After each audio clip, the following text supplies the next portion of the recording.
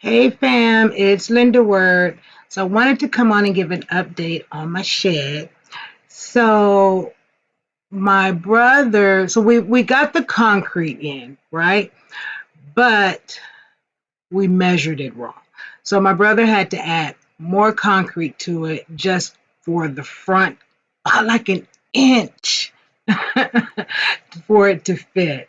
So next up, they went ahead and they cut it all the way around, and I do have video of that. We have not secured it to the concrete yet, so that will be one of the things that we do.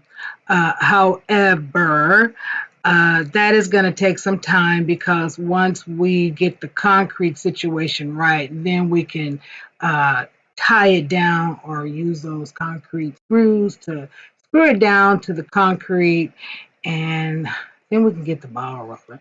I'm so ready to get my stuff moved into this shed. It's ridiculous. But yeah, here's a video. Enjoy.